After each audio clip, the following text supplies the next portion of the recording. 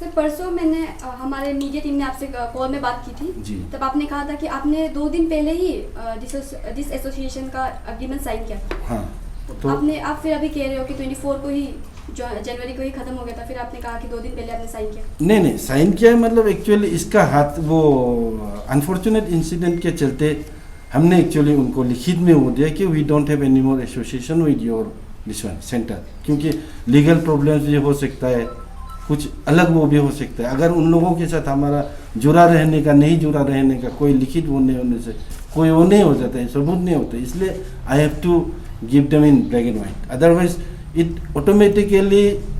is automatically discontinued because we haven't done any further agreement, so मुझे देना पड़ा। जी। तो सर जब आपने स्टार्टिंग में मिरमिर बुल्स ने उनके साथ एसोसिएशन में काम करना शुरू किया था, क्या आपने रिहैब सेंटर की जांच पड़ताल की थी कि वहाँ के हालात कैसे हैं, जो पेशेंट्स आते हैं वहाँ उनको कैसे जगह पर रहना पड़ता है? नहीं, इसमें एक्चुअली ऐसा है, एग्रीमेंट अभी भी है मेरे पास, इसमें क्लियरली हम लोगों का टर्म्स एंड कंडीशंस में क्लियरली है कि सोली वो रिस्पॉन्सिबल है, सोली वो चलाएगा। हमको सिर्फ just to kick start the project हमारा नाम चाहिए था उनको, क्योंकि बिना एनजीओ का वो काम शुरू नहीं होता है, तो just to kick start the project he wanted our name, so वो दिया है। और उसमें इसमें क्लियरली लिखा हुआ है कि मैनेजमेंट हो, जो भी हो, वो फाइनेंशियली एनीथिंग सोली वो देखेगा, and we don't have any, we are not answerable for anything. बस अगर आप अपना ऑर्गेनाइजेशन का इतना बड़ा नाम दे भी रहे हो उनको, तो आपको नहीं लगता कि उनके बारे में कुछ चेक कर लेना चाहिए था, बैकग्राउंड के बारे में? क्योंकि अब इस इंसिडेंट के बाद पता चल रहा है कि ना ही उनके पास प्रॉपर लाइसेंस है, डॉक्यूमेंट है, और ना ही काउंसलिंग के नाम पर किसी के पास डिग्री है वहाँ पर। नहीं, वो एक्चुअली हमारा लुकआउट नहीं है, उसका लाइसेंस है या डिग्री है नहीं, वो एक्चुअली डिस्ट्रिक्ट एडमिनिस्ट्रेशन हो, जो भी हो, उन लोगों का लुकआउट है, that's not our lookout. Actually हमको एग्रीमेंट करना था, किक स्टार्ट के लिए हमको वो देना था, नाम देना था, हमने दे दिया, और वैसे हम नहीं दे, इसका एग्रीमेंट के चलते हम दे, इसमें क्लियरली मेंशन है we are not answerable for anything, इसमें क्लियरली मेंशन है।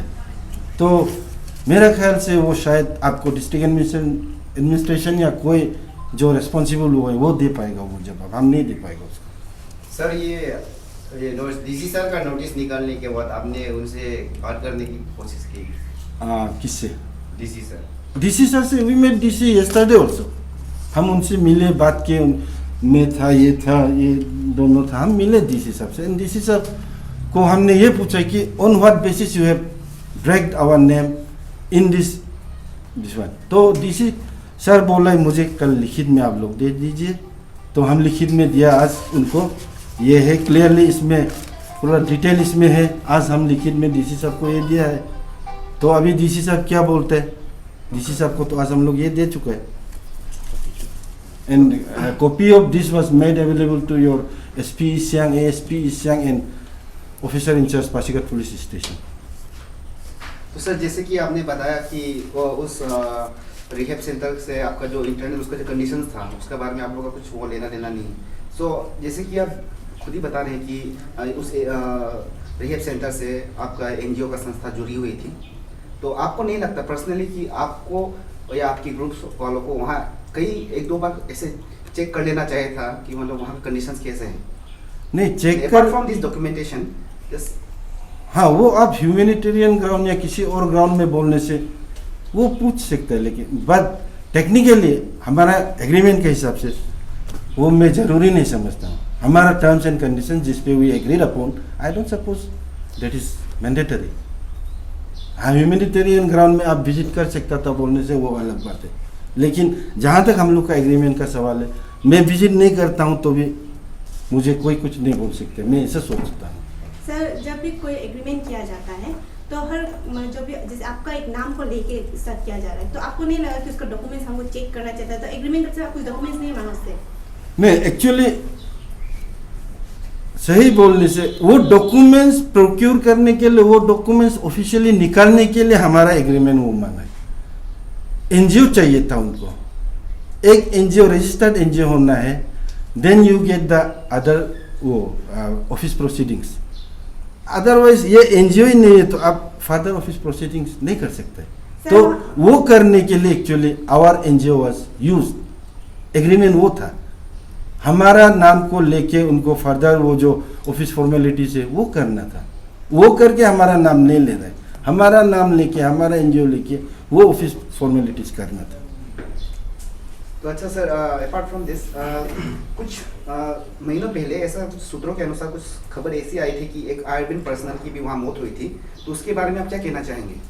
नहीं, एक्चुअली उसके बारे में we didn't even have an out of knowledge. Actually हमें कुछ पता नहीं था, कल परसों ही हम भी वो सुन रहे हैं, अदरवाइज वो हम लोग को कोई वो खबर नहीं है।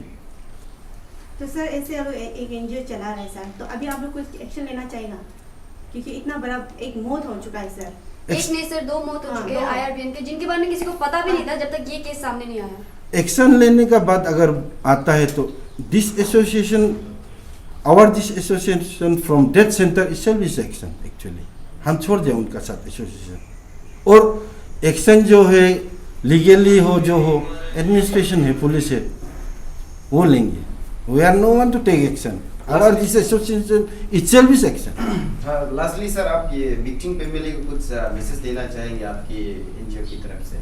विक्टिम फैमिली को तो actually it was a very unfortunate incident. हम सबका दिल उसके लिए दुखी है। होना नहीं चाहिए, किसी का भी जान पहचान हो, किसी का भी हो, ऐसा वो नहीं होना चाहिए एक्चुअली। तो अपना दुख प्रकट करने के अलावा और मैं बोल भी क्या सकता हूँ। I just offer my condolence to the bereaved family, वही है, उससे ज़्यादा तो और क्या बोल सकें। सर अभी जैसे कि आपने कहा कि आप लोग के नाम का डॉक्यूमेंट, आप लोग का नाम के द्वारा आपसे एग्रीमेंट, वो आप लोग का नाम का द्वारा उन्होंने खोलने के लिए जो आप लोग कुछ भी ऐसे नॉर्मली सोच के ऐसे छोटा मोटा एग्रीमेंट करके आप लोग अपना नाम दे दिए कि अगर कोई भी अगर फिर से ऐसा करना चाहे तो आप लोग क्या प्रॉपर्टी से क्या मांगना चाहेगा? नहीं, शायद दोबारा तो ऐसा नहीं हो पाएगा। अगर कोई ऐसा करता है तो भी हम लोग शायद अभी नहीं दे पाएगा वो, क्योंकि एक बार हम लोग का वो विश्वास टूट चुका है। तो शायद अगले बार हमें या तो सोचना पड़ेगा, नहीं तो a big no from our side.